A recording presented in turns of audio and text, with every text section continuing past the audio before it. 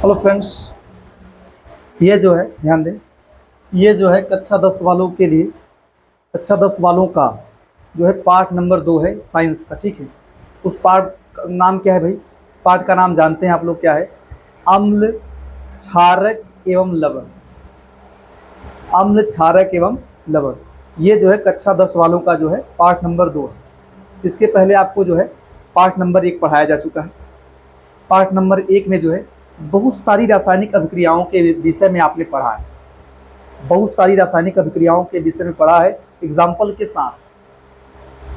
उनके नाम क्या है भाई? अगर उन अभिक्रियाओं के नाम देखे जाएं तो आपने पढ़ा है योगात्मक अभिक्रिया, आपने पढ़ा है वियोजन या अपघटन अभिक्रिया, आपने पढ़ा है एकल विस्थापन अभिक्रिया या सामान्य केस में उसे विस्थापन अभिक्रिया कहा जाता है। उसके अलावा आपने पढ़ा है द्विविस्थापन अभिक्रिया, और आपने क्या पढ़ा है? आपने पढ़ा है ऊष्माक्षेपी ऊष्मा शोषी अभिक्रिया, और आपने क्या पढ़ा है? आपने पढ़ा रेडॉक्स अभिक्रिया, सबसे इंपॉर्टेंट वही है। और आपने पढ़ा है क्या? संक्षारण, जो कि एक रिएक्शन को एग्जाम्पल है, एक प्रकार के रिएक्शन का एग्जाम्पल है। और आपने क्या पढ़ा? विकृत गंधिता। इतनी रिएक्शंस के बारे में आपने पढ़ी। इसके बाद आप यहाँ एक नए पाठ में आए हैं जिसका नाम क्या है? अम्ल, क्षारक एवं लवण। देखो ध्यान से, देखो अम्ल, क्षारक एवं लवण के विषय में सबसे पहले आप जो है पढ़िए इनके और इनके बारे में, अम्ल और क्षारक के बारे में। और इनसे ही ये बनता है लवण। अम्ल और क्षारक की क्रिया से बनता है लवण। तो पहले आप जानिए अम्ल और क्षारक के बारे में। अम्ल एवं क्षारक कैसे पहचाने आप? देखो, अम्ल एवं क्षारक को पहचानने की दो, कह सकते हैं ना, अवधारणाएं हैं। जैसे प्रथा बोलते हैं ना, पुरानी प्रथा नई प्रथा, वैसे यहाँ चलता है कॉन्सेप्ट, एक सिद्धांत चलता है। एक पुराना सिद्धांत जिसको मॉडर्न में कहते हैं अवधारणा, पुरानी अवधारणा, और एक नई अवधारणा। तो पहले आप पढ़ेंगे पुरानी अवधारणाओं के बारे में कि पहले अम्ल क्षार को कैसे पहचानते थे प्राचीन समय में, आजकल पहचानने के क्या तरीके हैं। देखो ध्यान से, अम्ल एवं क्षारक। अब बोल दें प्राचीन या पुरानी अवधारणा के अनुसार, बोल दें प्राचीन प्राचीन या पुरानी, या बोलते हैं प्रारंभिक। प्रारंभिक का मतलब है शुरू जब हुआ था। प्रारंभिक अवधारणा, अवधारणा के अनुसार, के अनुसार तो जानते हैं अम्ल किसे कहा गया?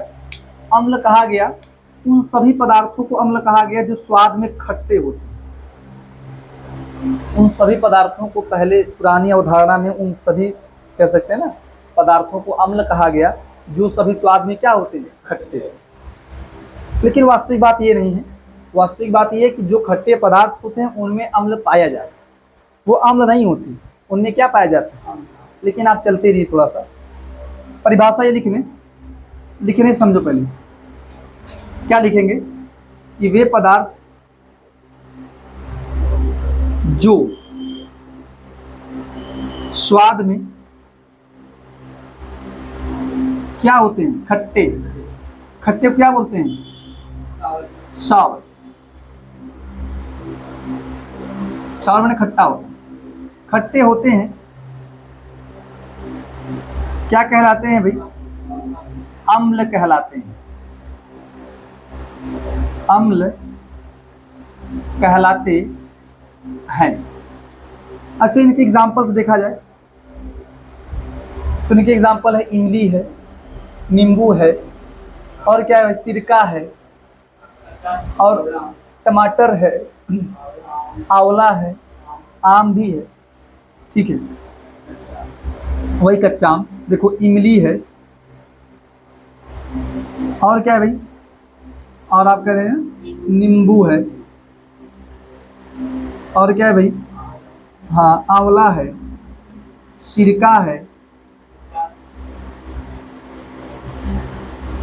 सिरका ETC के, टमाटर भी कह लो, ये सब क्या है आपके अम्ल। ये सब अम्ल नहीं है, इन सभी में अम्ल पाया जाता है, वास्तविक बात ये है, ठीक है। फिर क्षार किसे कहा गया, क्षारक है, क्षार नहीं, क्षारक अंग्रेजी में बोलते हैं बेसिस, ये एसिड्स हैं, बेसिस इन्हें कहा गया भाई, देखो कहा गया, हाँ ये तो आपने पहले भी पढ़ा है, ठीक है, कि वे पदार्थ जो स्वाद में कड़वे या कसैले, जो स्वाद में कड़वे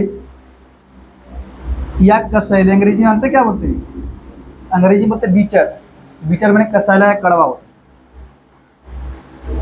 कसैले,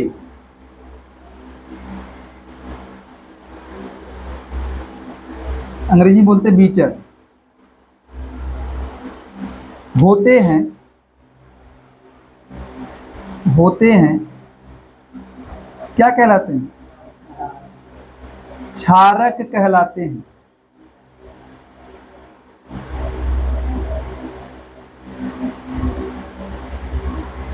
क्षारक जो पदार्थ स्वाद में कैसे हो, कड़वे या कसैले हो, उन्हें क्या कहा जा सकता है।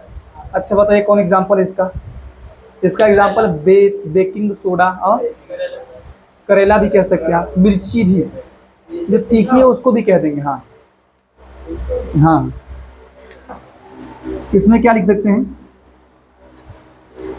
आप जानते हैं बेकिंग सोडा ना, इसको आप बोलते हैं खाने वाला सोडा, बेकिंग सोडा, या क्या बोल सकते हैं खाने वाला सोडा।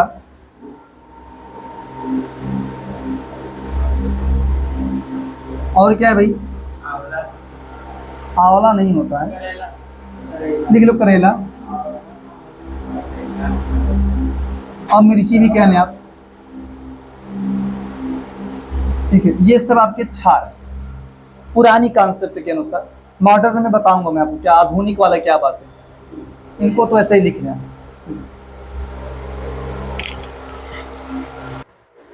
अच्छा देखिए ध्यान से, ये चीजें हो गई हैं। अच्छा आपको ये भी पता होना चाहिए अम्ल क्या करते हैं, अम्ल जो है नीले लिटमस पत्र को लाल कर देते हैं, ये अम्ल की विशेषता होती है। अम्ल क्या करते हैं, नीले लिटमस पत्र को लाल कर देते हैं, और क्षार क्या करता है, लाल लिटमस पत्र को नीला कर देता है। ये एक विशेषता है अम्ल की, और इसके अलावा और भी विशेषता है, लेकिन फिलहाल ये थोड़ा सा इसको लिख लें, आप लिख लीजिए नोट करके ना। क्या लिखेंगे आप कि अम्ल जो है, अगर अम्ल में नीले लिटमस पत्र को डुबाया जाए तो वो क्या करेगा, उसे लाल कर देगा। इसको अभी समझ ले तब आराम से लिखिए आप लोग, अम्ल नीले लिटमस पत्र को, लिटमस पेपर होता है ना, पत्र को लाल कर देता है, लाल कर देता है, जबकि जबकि क्षारक क्या करता है, हाँ जबकि क्षारक लाल लिटमस पत्र को, लाल लिटमस पत्र को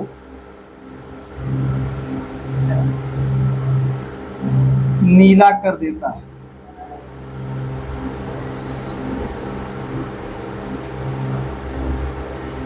ये विशेषता है, ठीक है। हाँ अभी आप सुने, आपको बताया जाए कि आधुनिक कॉन्सेप्ट में जो है अम्ल क्षार कैसे पहचानते हैं, आधुनिक कॉन्सेप्ट में अम्ल क्षार को कैसे पहचाना जाता है। तो ध्यान दें आप, आधुनिक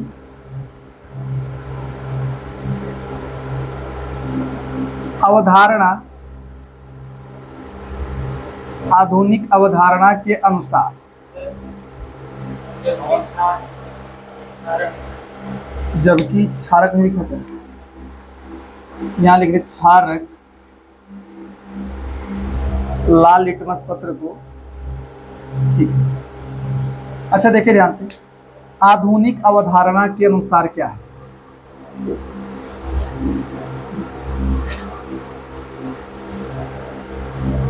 अकॉर्डिंग टू मॉडर्न कॉन्सेप्ट, आधुनिक अवधारणा के अनुसार।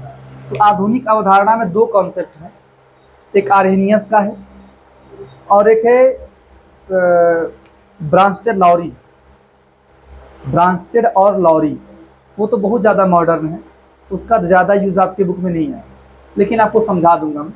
यूज़ आएगा आर्हेनियस वाला, ठीक है।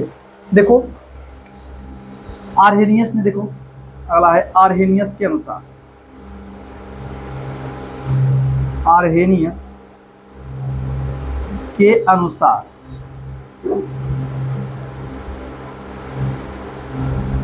क्या होगा आपको?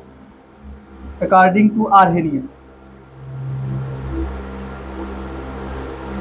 अकॉर्डिंग टू आर्हेनियस, ठीक है। अब देखो आर्हेनियस ने अम्ल कैसे कहा? आर्हेनियस ने कहा कि जो अम्ल है वो क्या करते हैं भाई, उन सभी पदार्थों को अम्ल कहा जा सकता है जो जल में घुलकर क्या दे सके, H+ आयन। तो यही लिखा गया कि वे पदार्थ वैसे नहीं देगा, जब जल में घोलेंगे तभी, वे पदार्थ जो जल में घुलकर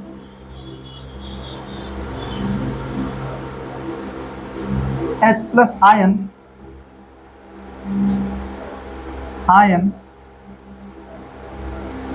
देने की क्षमता रखते हैं, क्या कहलाते हैं? अम्ल। अम्ल कहलाते हैं। तो अम्ल देखो, अम्ल का मतलब ये है कि अगर अम्ल H+ दे सकता है जल में घुलकर, इसका मतलब उसके पास हाइड्रोजन होना चाहिए। उसका मतलब क्या होना चाहिए? तो जितने भी अम्ल होते हैं उन सभी के पास हाइड्रोजन होता है, लेकिन जितने भी, सुनो ध्यान से, जितने भी अम्ल हैं उन सभी के पास हाइड्रोजन होता है, तभी वो जल में घुल के H+ आयन देते हैं, घुलकर H+ आयन देते हैं। लेकिन ऐसे भी पदार्थ संभव हैं जिनके पास हाइड्रोजन होता है लेकिन वो जल में घुलकर H+ आयन नहीं देते हैं, उन्हें अम्ल नहीं कहा जाएगा। हाइड्रोजन की उपस्थिति मात्र से ही अम्ल कहा जाना यह सही बात नहीं है। हाइड्रोजन की उपस्थिति मात्र से ही अम्ल कहा जाना यह सही बात नहीं है। हाइड्रोजन होना चाहिए और वो जल में घुलकर H+ के फॉर्म में निकलना चाहिए, तभी आप क्या बोलेंगे कि यह अम्ल है। बहुत सारे ऐसे पदार्थ हैं, जैसे आपका ग्लूकोज बात कर लो, ग्लूकोज वो H+ नहीं देता जल में घुलकर। ग्लूकोज जो है, ग्लूकोज, एल्कोहल, इन सब के पास होता है हाइड्रोजन, लेकिन ये जल में घुलकर H+ आयन नहीं देते हैं। ये जल में घुल जाते हैं, ऐसी बात नहीं है। एल्कोहल जल में घुलेगा, ग्लूकोज देखा होगा आपने जल में घुलता है, लेकिन वो जल में घुलकर H+ आयन उत्पन्न नहीं करता है। ग्लूकोज का फार्मूला आप जानते हैं? ग्लूकोज का फार्मूला होता है C6H12O6, है हाइड्रोजन, लेकिन वो उसमें H+ नहीं देता है। ग्लूकोज है C6H12O6। ऐसे मैंने क्या बताया, एल्कोहल ये होता है, आप लिख सकते हैं C2H5OH। इसका सही नाम है एथिल एल्कोहल। सही नाम क्या है?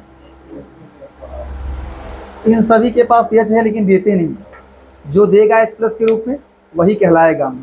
तो इन सब के पास है हाइड्रोजन, लेकिन ये सब अम्ल नहीं है। लिख सकते हैं नॉट एसिड, ये सब एसिड नहीं है। हाँ, तो अच्छा बताइए, मैं उन पदार्थों का नाम लिखा रहा हूँ जिनके पास हाइड्रोजन होता भी है और वो H+ के रूप में देते भी हैं जल में घुलने के बाद। मैं आपको कुछ ऐसे पदार्थों का नाम लिखा रहा हूँ जिनके पास हाइड्रोजन तो होता है लेकिन और वो जल में घुलकर H+ के रूप में देते भी हैं, उनको आपको रटना पड़ेगा। जानते कौन कौन से हैं? जैसे देखो, एक है आपका HCl, इसका नाम जानते हैं आप लोग? इसका नाम है हाइड्रोक्लोरिकम, हाइड्रोक्लोरिक एसिड। एक ध्यान दें, एक है आपका H2SO4, इसका नाम जानते हैं? इसका नाम है सल्फ्यूरिक एसिड। क्या नाम है? एसिड का मतलब अम्ल। एक आपका है HNO3, इसका जानते हैं नाम? Nitric acid. क्या नाम है? आज आप जो है कुछ हम लोग के नाम तो जानते रहिए, एग्जाम्पल्स भी जानते रहिए। और एक आपका ये है, इसका नाम फास्फोरिक एसिड है, H3PO4। कौन सा एसिड है? Phosphoric acid. और एग्जाम्पल्स क्या है बता रहा हूं मैं आपको। एक आपका HCN, उसका नाम है हाइड्रोसाइनिक एसिड, हाइड्रोसाइनिक एसिड। और जानते क्या है? और आपके एग्जाम्पल्स है, एक आपका है ना H2CO3, इसका नाम है कार्बोनिक एसिड। क्या नाम है? ये सब अम्ल ऐसे हैं जो कि जल में घुलकर H+ देते हैं। एक आपका है HCOOH, इसका नाम जानते हैं? ये आपका फार्मिक एसिड है। कौन सा एसिड है? Formic acid. और एक आपका है एसिटिक एसिड, सुना होगा आपने इन सब का नाम। सिरका में पाया जाता है एसिटिक एसिड, CH3COOH इसका फार्मूला है। और जानते फार्मिक एसिड कहाँ पाया जाता है? चींटी के डंक में। चींटी का जो डंक है, भौरे का जो डंक है, इन सब में कांटा जो होता है, कांटा जानते हैं ना, उसमें यही निकलता है, उसमें यही होता है फार्मिक एसिड, जिसकी वजह से दर्द होता है। तो इतने आपके एसिड हैं, ऐसा नहीं कितना ही पढ़ना, बहुत सारे एसिड हैं, लेकिन इनमें से आप यही सब आपके यूज में आएंगे। ठीक है, लिख लें आप लोग। देखो ध्यान से आप लोग पूरे देखिए ध्यान से, ये अम्ल के बारे में लिखाया गया कि जैसे मान लो HCl हुआ, इसको जल में घोला जाए, HCl को जल में घोला जाए तो जल में घुलकर H+ देगा और क्या देगा? Cl-। अगर आप इसको जल में घोल दें तो H+ H2O कर सकते हैं, ये Cl + H2O, HNO3 + H2O, H2SO4 + H2O। कि इसको अगर जल में घोला जाए तो आपको देगा H+ NO3-, H+ Cl- देगा ये, और ये क्या देगा? H+ NO3-। इसको जल में घोलेंगे 2H+ देगा और SO4 "।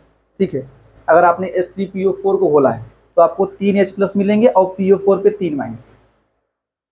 अगर आपने H3PO4 को जल में घोला तो क्या मिलेगा आपको? 3H+ और PO4 पे 3-।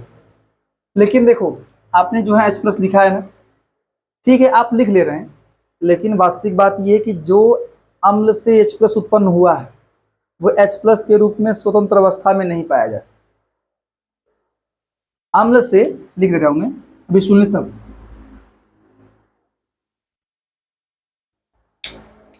लिख सकते हैं ना, अम्लों द्वारा उत्पन्न H+ द्वारा उत्पन्न H+ स्वतंत्र अवस्था में न रहकर, स्वतंत्र अवस्था में न रहकर, या ऐसा कहना, अवस्था में नहीं रहता, रहता है, बल्कि यह जल के साथ, H2O के साथ क्रिया करके, H2O के साथ क्रिया करके H3O+, H+ के रूप में नहीं रहता। लिख लीजिए, एक बात अलग है, लेकिन वास्तविक बात जानते रहिए। इसे अम्ल को जल में घोला गया ना, तो जल में घोलने के बाद ये Cl- देगा, H+ ना दे के क्या बनाएगा? H3O+, H3O+, इसका नाम है हाइड्रोनियम आयन। क्या नाम है?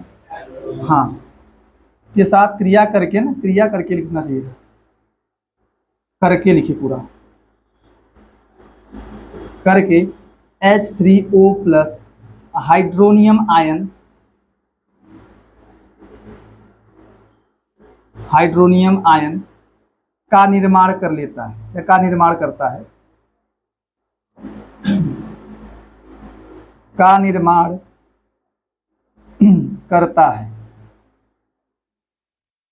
अब इसकी बातें मैं करूंगा बाद में, लेकिन फिलहाल इतना जानते रहिए कि अम्ल अगर H प्लस उत्पन्न करता है और कैसे उत्पन्न करेगा, जब उसको जल में घोला जाए। अम्ल को जल में, न कि जल को अम्ल में। अम्ल को आप जल में घोलेंगे तो H प्लस उत्पन्न करेगा, लेकिन H प्लस कहते हैं उत्पन्न करता है, लेकिन वास्तविक बात यह है H प्लस उत्पन्न होता है, ठीक है, लेकिन वो इस रूप में नहीं पाया जाता। वो जल के साथ क्रिया कर लेता है और क्रिया करके क्या बनाता है, इस रूप में स्वतंत्र कह सकते हैं या स्थायी होता है। H प्लस HCO प्लस के रूप में क्या होता है, स्थायी होता है। इसके बाद ये देखो क्षार के बारे में जानिए। आर्हेनियस ने बताया था ये सिद्धांत कि क्षार या क्षारक किससे कहा जाता है। अभी मैं आपको क्षार और क्षारक में डिफरेंस बताऊंगा। देखो सुन लें आप लोग, क्षार क्षारक समझिए, क्षारक उन सभी पदार्थों को कहा जाता है जो अम्ल के साथ क्रिया कर लेते हैं। क्षारक उन सभी पदार्थों को कहा जाता है जो अम्ल के साथ क्या कर लें, क्रिया कर लें। लेकिन क्षार उन्हीं पदार्थों को कहा जाएगा जो अम्ल के साथ तो क्रिया करबे ही करते हैं, बात अलग है, वो अम्ल के साथ क्रिया करबे ही करते हैं, लेकिन वो जल में घुलकर OH माइनस देते हैं। ये मेन बात है कि जो पदार्थ जल में घुलकर OH माइनस आयन देंगे वो क्षार है, और उनको क्षारक कहा जा सकता है। क्यों? क्योंकि वो भी अम्ल से क्रिया कर ले। फिर से सुने आप, इसको मैं अभी और अच्छे तरीके से बताऊंगा जब मैं आपको अम्ल क्षार के रिएक्शन बताऊंगा तो। लेकिन फिलहाल आप ये सुन लीजिए कि क्षारक उन पदार्थों को कहा जाता है जो किससे क्रिया कर ले, अम्ल के साथ क्रिया कर ले, उन सभी पदार्थों को क्षारक कहा जाएगा। ये भी क्षारक है, ये भी अम्ल के साथ क्रिया करता है, ये भी अम्ल के साथ क्रिया करता है, ठीक है। और इसके अलावा बता दे रहा हूँ, जैसे मान लीजिए अम्ल के साथ क्रिया करने वाले पदार्थ क्या है, जैसे आपका आ जाए सोडियम, जैसे मान लीजिए आ गया सोडियम बाइकार्बोनेट, क्या आ गया, sodium bicarbonate, magnesium bicarbonate, sodium carbonate, sodium oxide, ठीक है। इनकी बात करें, सोडियम बाइकार्बोनेट, सोडियम कार्बोनेट, ये सब ऐसे पदार्थ हैं जो अम्ल से क्रिया करते हैं। अभी मैं करवा के दिखाऊंगा आपको। इनको बोल दीजिए धातु कार्बोनेट, धातु बाइकार्बोनेट। ये धातु बाइकार्बोनेट है और ये क्या है, धातु कार्बोनेट है।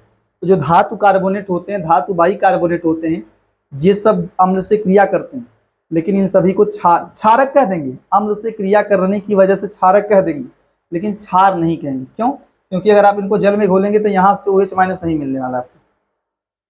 आप देख लीजिए, अगर आप इसको जल में घोलेंगे ना तो आपको ये देगा Na प्लस HCO3 माइनस, ये देगा Na प्लस और CO3 पे 2 माइनस, और यहाँ 2 Na कर दीजिए, 2 Na प्लस और CO3 डबल माइनस, ये आपको OH माइनस नहीं देगा।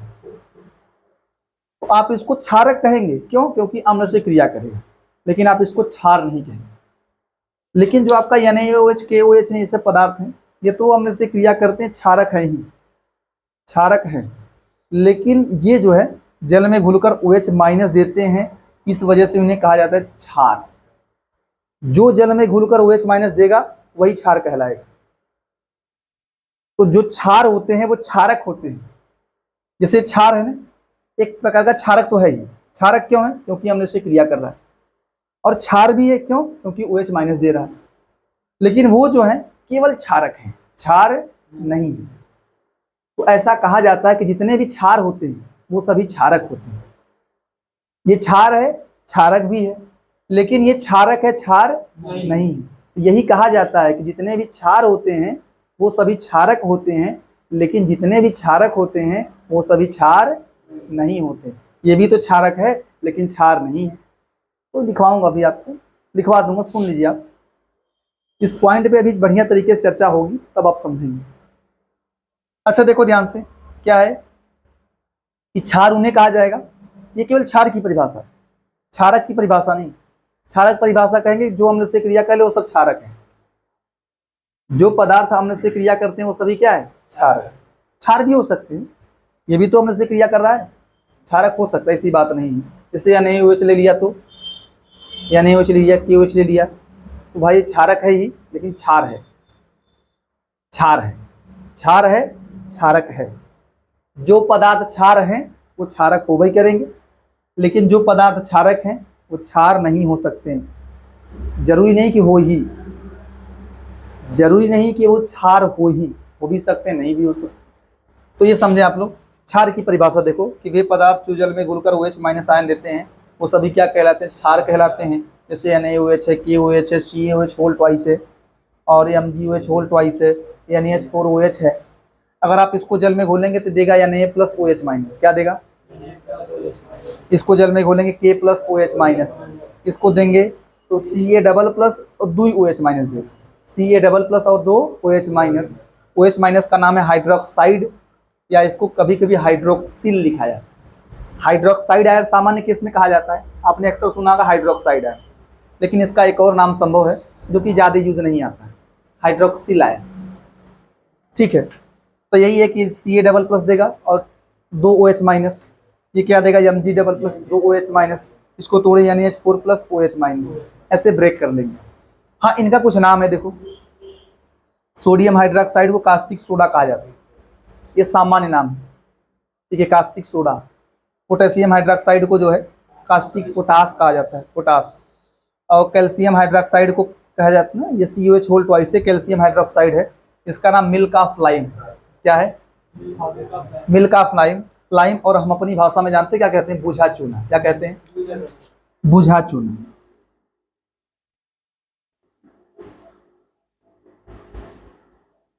कोई बोले बुझे चूने का फार्मूला तो यही बताइएगा। बुझा चूना एक प्रकार का क्षार है, क्या है, क्षार। और आपका ये है मैग्नीशियम हाइड्रोक्साइड, इसका नाम है मिल्क ऑफ मैग्नीशिया, पढ़ा होगा आपने, मिल्क ऑफ मैग्नीशिया है। अगर पेट में एसिडिटी वगैरह हो जाती है तो इसका यूज कर सकते हैं, किसका यूज, मिल्क ऑफ मैग्नीशिया। अगर पेट में अम्ल हो जाए, और आपको पता है अम्ल क्यों होते हैं, हमारे अमाशय से क्या निकलता है, अमाशय में होता है जठर ग्रंथि, वहाँ से निकलता है HCl, तो उस HCl के निकलने की वजह से वहाँ HCl ज़्यादा, मतलब एसिडिटी का मतलब HCl ज़्यादा हो जाता है, उसका अगर यूज नहीं हो पाता है। यूज कैसे नहीं होगा, मान लीजिए खाना नहीं खाया, HCl निकल रहा है, खाना खाएंगे तो यूज हो जाएगा, वो मिक्स हो जाएगा भोजन के साथ। मान लीजिए खाना वाना नहीं खा रहे हैं आप, बेटाइम से खा रहे हो, HCl निकल जाएगा तो आपको क्या हो जाएगी, एसिडिटी, अम्ल हो जाएगा ना, अम्ल ज़्यादा हो जाएगा तो क्या हो जाएगी, एसिडिटी हो जाएगी। अगर उस एसिडिटी को ख़त्म करना है तो लाइए क्षार, क्षार अम्ल को ख़त्म करने वाला पदार्थ क्या है, क्षार, इसका यूज कर ले मिल्क ऑफ मैग्नीशिया का। या आप बेकिंग सोडा भी खा लीजिए, वो भी क्षार है, क्षारक है, क्षार नहीं क्षारक है। बेकिंग सोडा यही है, क्षारी प्रकृति का होता है, कसैला होता है, क्षार मानते हैं, ठीक है, क्षारक सही नाम है, ये लिख लेंगे आप, लिखो फटाफट। अच्छा देखिए ध्यान से, आपका ये हो गया ना ये क्षार वाला। एक और पॉइंट देख लीजिए, ये वाला ब्रांस्टेड लॉरी, ब्रांस्टेड लॉरी वाला, जो कि आपके सिलेबस का पार्ट नहीं है, आपके सिलेबस में नहीं है। थोड़ा जान देखते हैं कि आप समझ पाएंगे कि नहीं। देखो ध्यान से, देखो ब्रांस्टेड लॉरी ने क्या कहा था पता है, उन्होंने कहा था कि जो पदार्थ H प्लस देने की क्षमता रखते हैं उन्हें अम्ल कहा जाता है, और जो पदार्थ H प्लस लेने की क्षमता रखते हैं उन्हें क्या कहा जाता है, क्षार। अब कैसे पहचानेंगे आप अम्ल है कि क्षार, सुनो ध्यान से। इन्होंने कहा था कि जो पदार्थ H प्लस दे सके उसे अम्ल कहिए, और जो पदार्थ H प्लस ले सके उसे क्या कहेंगे आप, क्षार। इसका यूज चूंकि आपके आएगा नहीं, आप ज़्यादा इसका यूज देख नहीं पाएंगे। सामान्य केस में पहचानने का तरीका ये होता है अम्ल और क्षार का, यहाँ केस में अम्ल और क्षार पहचानने का तरीका ये होता है कि आप देखो कि क्या लोन पेयर है, लोन पेयर जानते हैं ना। जैसे अगर NH3 की बात करें तो नाइट्रोजन पे एक लोन पेयर होता है, क्यों, क्योंकि N के बाहरी कोष में 5 इलेक्ट्रॉन होता है, जिसमें 3 बॉन्ड बनाया है H के साथ में और 2 बचा हुआ है। ऑक्सीजन पे देखो, जैसे H2O की बात करूं तो वहाँ ऑक्सीजन पे लोन पेयर, जानते हैं क्यों, क्योंकि ऑक्सीजन के बाहरी कोष में 6 इलेक्ट्रॉन होते हैं, जिसमें 2 बॉन्ड बनाया है H के साथ में, H2 है ना, तो 2 बॉन्ड बनाया है, 4 बच्चे हैं, जिसमें 2 लोन पेयर होगा। 2 इलेक्ट्रॉन को बोलते हैं एक लोन पेयर। 2 इलेक्ट्रॉन अगर बॉन्ड ना बनाया हो तो उसे क्या बोलेंगे, एक लोन पेयर बोलेंगे। तो अगर 4 है तो 2 लोन पेयर हो जाएगा। तो आप थोड़ा ये जान लीजिए कि अम्ल क्षार कैसे पहचानेंगे। जहां आपको लोन पेयर दिख जाए बोल दो क्षार है, अब उसको H+ चाहिए, क्या चाहिए। और सामान्य केस में देख लें, जैसे HCl वगैरह को तो अम्ल कहवे करते हैं, आप ये H+ देने की क्षमता रखते हैं, ठीक है। परिभाषा लिख लो, अभी ज्यादा फोकस करने की जरूरत नहीं है, लिखने आप ऐसे ही। अम्ल किसे कहते हैं भाई,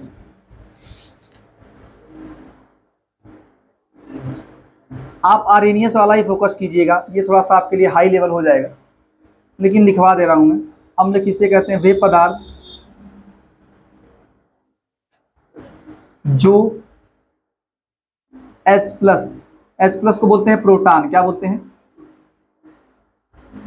प्रोटॉन देने की क्षमता रखते हैं,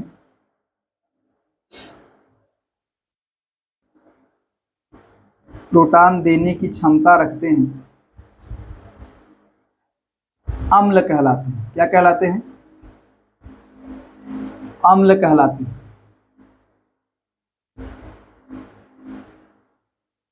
ठीक है।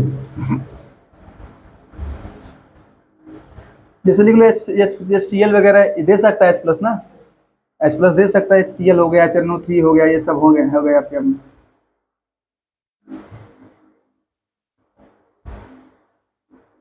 H2SO4 ये सब हो गया अम्ल आपका। क्षार किसे कहेंगे, ये क्षारक कहिए, वे पदार्थ जो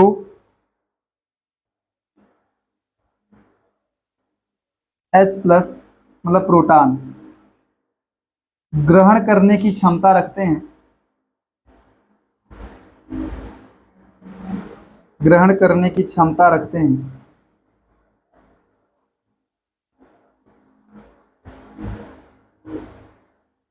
क्षारक कहलाते हैं। क्या कहलाते हैं,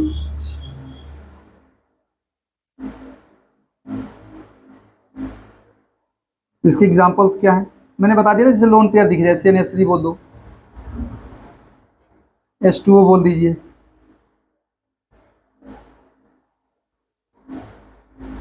तो ये सब कह दीजिए आपको क्या है, ये सब क्षारक, ठीक है। तो आज आप इतना ही पढ़िए, आप इसमें इतना ही पढ़ें आज, उसके बाद अगले वीडियो में पढ़ाऊंगा मैं आपको, किसमें भाई, लेक्चर नंबर 1 का पार्ट 2 होगा, अम्ल क्षार लवण का पार्ट 2 होगा, 1 का पार्ट 2, उसमें क्या पढ़ाऊंगा आपको बता दे रहा हूँ।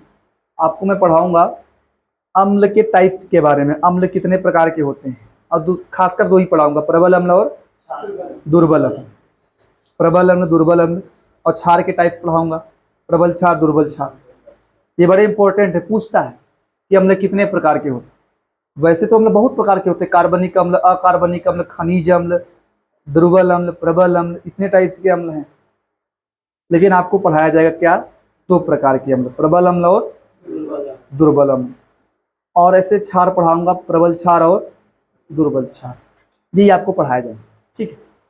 तो आज आप इतना ही पढ़िए।